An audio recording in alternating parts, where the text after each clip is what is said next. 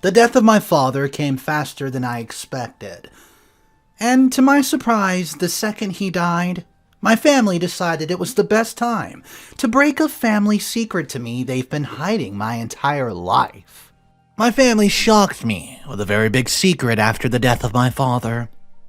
I've always known that there was a secret looming around somewhere since the very first day I became conscious in this world. I just could not pinpoint exactly what it was. My family has always been somewhat nice to me, especially my father. However, my siblings acted like I was the devil's spawn. It did not take me long enough to realize that siblings fought all the time. I believe that no matter how much we threw insults at each other, the love would always be there, so I learned to adapt to my siblings' hostility.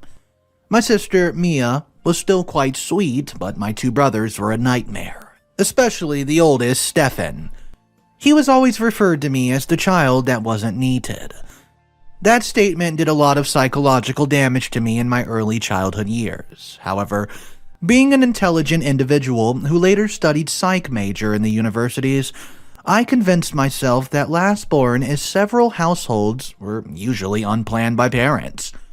I told myself that this did not mean that I wasn't loved. It just meant that my parents did not exactly expect my arrival after having 3 children. But that was okay. Stefan would always talk about how our mother was quite reckless because she got pregnant again, just 3 months after giving birth to her 3rd child. Stefan would talk about how I should have been aborted because it was biologically wrong. However, my parents were quick to shut him up and assure me that I was exactly where I was needed. I didn't exactly take offense in his words. I've always had a thing for studying human emotions and behavior. It was my dream to become a therapist, so I learned just to deal with the human behavior. For several years, I used my 2 brothers, especially Stefan, as a sort of psychological experiment. I learned to absorb every insult he threw at me, including his permanent nickname for me, quote, the unwanted child. However, as we began to grow older, those childish insults and torments from him dropped. It was still quite evident that he did not fancy me, but he knew that his past insults didn't really get to me. At least, that was how I made it look. So, he gave up constantly taunting me. Instead, anytime I came close to him to at least bond with the eldest brother, he would tell me to go play with our mother. I gave up. Moved on and accepted my fate. I come from a very wealthy family, never lacked any material thing right from when I was born. My family's wealth intimidated my father's siblings. It wasn't the kind of wealth inherited from older generations. My father hustled. He hustled for his wealth, so his siblings could not lay claim to any of it. However, he was a damn good man. He made sure to satisfy the material needs of the extended family, but this did not seem to be enough. In their view, my father would always be the stingy man, the man who gave out little compared to what he had and how much he spent on his wife and children. However, aren't most extended family members always like this? Most wealthy homes I know always have 1 or 2 family members, especially from the father's side, that are always jealous of their siblings' wealth. As a psych major, I took this situation to be a quite normal one. In fact, I made excuses for the behavior of people around me. I gave the impression that nothing actually got to me, no words or actions. Even when they did, I tried to bury them deep down and just tell myself that humans would always be humans. My mother constantly commended me on my emotional strength, according to her. I was the peacemaker of the family, the one who would always sprinkle water on a rising fire. My mother was always there to assure me of how I was loved in the family. I could say that she kind of was the reason I felt so mentally and emotionally stable, and not because of the psychological classes. My personal life seemed to be going perfectly well. I graduated from the university, joined an agency that focuses on social experiments, and was just about to be picking up my master's form when I heard some very devastating news. It was just a sunny Saturday afternoon, and as usual, my father was laying on one of the patio furnitures with his laptop on his legs and a small table that held a jug of orange juice and some cookies. My father had been on the furniture for more than 5 hours, and my mother was starting to get worried. She went outside to check him, only to find out he stopped breathing. My father was dead, without any warning, or so I thought. I was currently in another state when I heard the news. My sister Mia broke the news to me as my mother was not in the right frame of mind, just like how I've learned to conceal my emotions for a very long time. I tried not to show my grief. I took the next flight and was back home within the next 24 hours. My oldest brother, Stefan, seemed to be handling things well, although it was quite obvious that he held his pain too, just like me. Tony was almost nowhere to be found, although I heard he's been going in and out of local bars since the news of our father's death. I guess he decided to drown his grief in alcohol. My mother later told us that father had been suffering from a heart disease for a couple years now. He chose to keep it away from us because he wanted us not to be burdened by the news. Although the disease had not entered an extremely critical stage that would hospitalize him, no one knew he was going to have heart failure and just drop dead like that, not even my mother. He had been frequenting the hospital and even has a nurse that comes check on him almost every day. But we were still shocked how only Mom knew about it. I was disappointed in myself. I claimed to study psychology, yet I could not detect that there was something wrong with my father. The funeral ceremony was done quickly. My father was buried within 48 hours after his death, and a week later, we're making steps to settle back into our normal lives. However, there was one issue that needed to be sorted out, and that was that splitting of our family's wealth. My father had already written a will years ago, but then we were not exactly bothered how the wealth was going to be shared, because obviously Stefan was going to make sure every family member was settled, or so I thought. The day we all sat as a family in the living room to discuss how the wealth was going to be shared was the day I discovered a very shocking news. I am the fruit of adultery. My brother Stefan had never been on my side for once, so I tried not to take it personally when he started talking about the wealth distribution, but failed to include my name in any of that process. I did not pay any attention to that, knowing that I obviously could not be cheated. In fact, I was on my phone until I heard the words, "Let her go meet her father for her own wealth." I paused, confused and unaware of what spurred that sort of response. My eyes drifted towards that of my mother, and then she told me not to pay any attention to what Stefan was saying. However, it was impossible not to find out why he said what he said. Stefan had always been taunting me, but never had he said I wasn't my father's child. Apparently, what led to that response was when my mother and Mia asked why he did not talk about their properties that would be allocated to me. He looked my mother in the eyes and told her to take me to my father. I had to ask my mother what was going on, but she kept drifting her eyes away from mine. Eventually, she left the living room and retired to her room. I was left alone with Stefan and Tony. Mia has escorted mother to her room.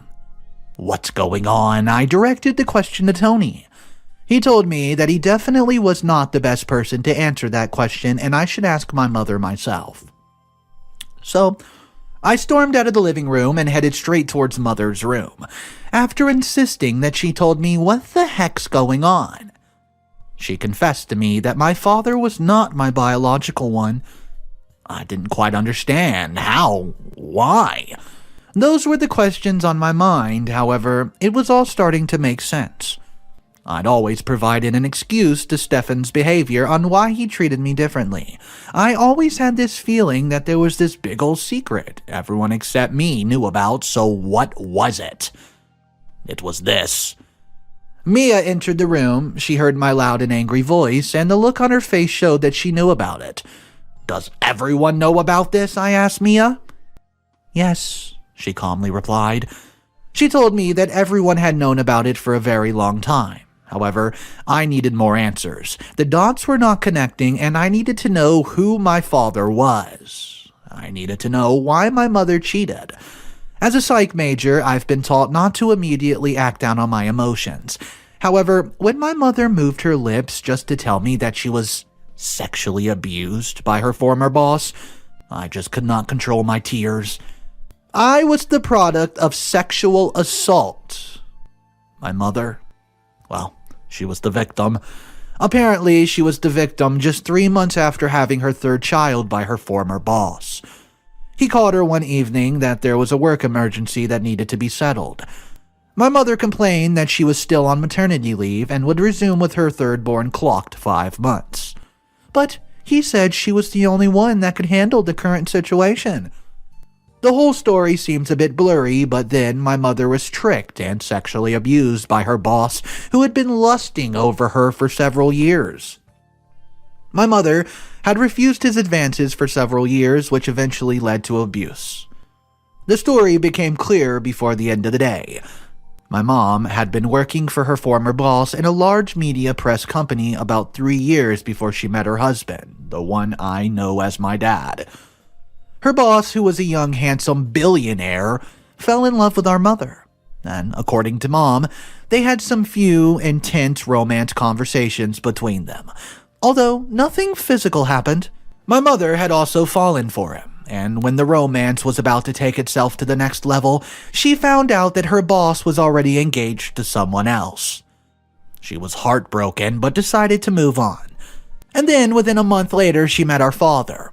Her boss later explained to her that the engagement was an arranged one set between two wealthy families, and so it was just for business purposes. However, my mom wanted to hear nothing of it. For her, it seemed like a big red flag even when her boss already promised to cut off the engagement.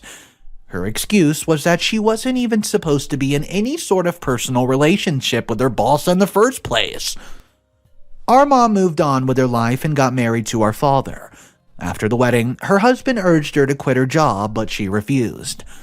According to her, she wasn't the kind of woman who wished to be a housewife, and she wasn't going to quit her job just because her husband was wealthy. She was passionate and independent with the zeal to work for herself. She didn't exactly need the money from her job, but she was happy to do it. Her husband loved her independent spirit and decided not to pester her about the job, although her boss continued pestering her, begging for a secret affair between him and our mom, but she refused. 1 year later, her boss divorced his wife, and then his eyes became totally fixated on our mother.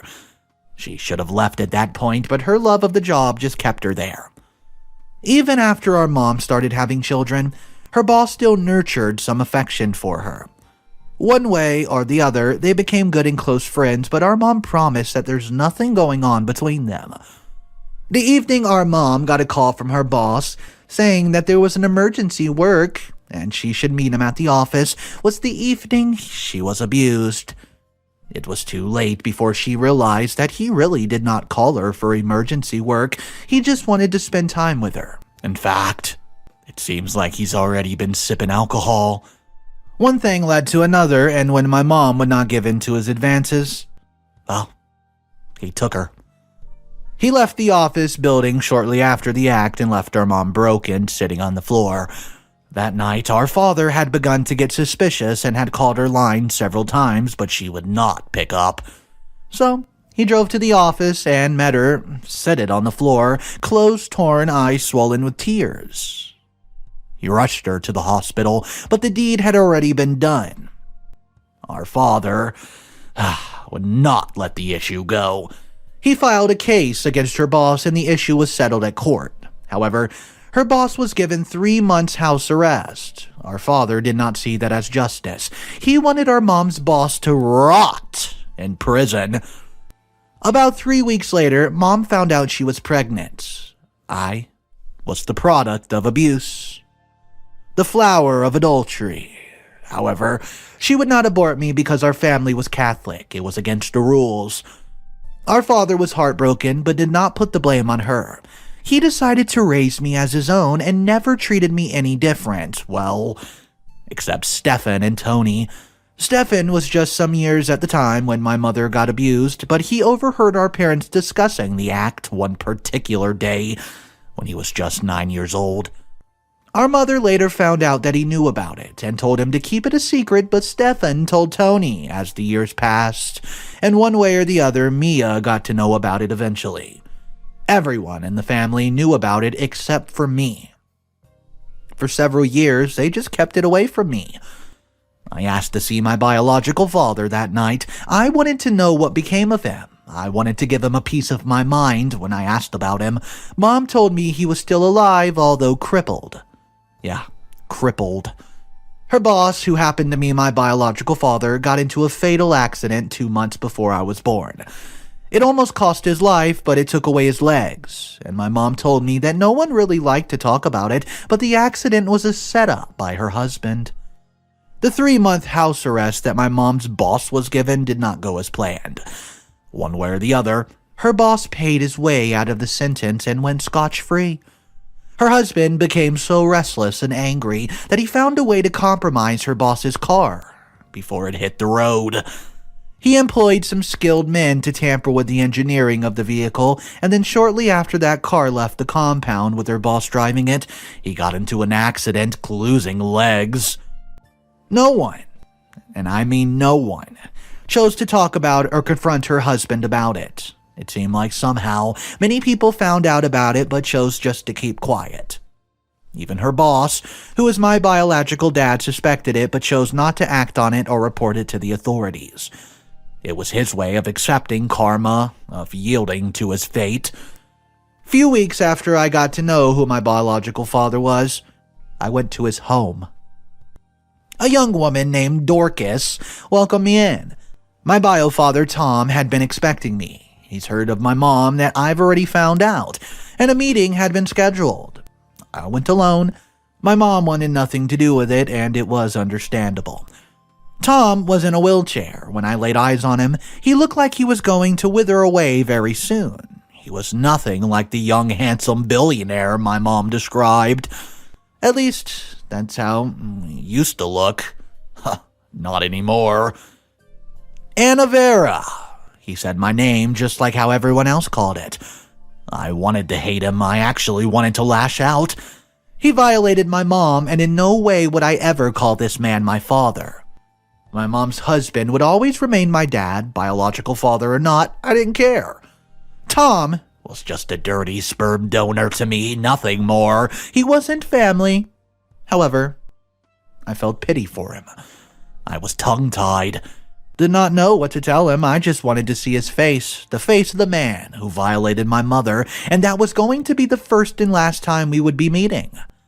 He told me how he felt extreme guilt.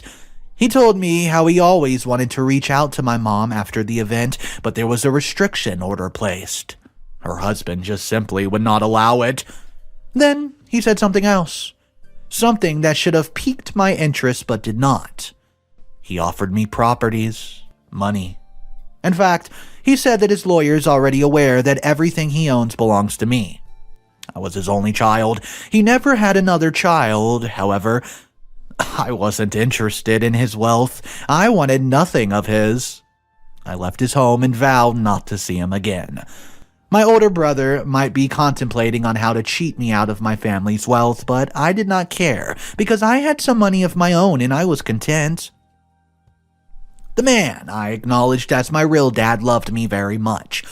He never made me feel any less loved, and he knew I wasn't his, yet he treated me like his.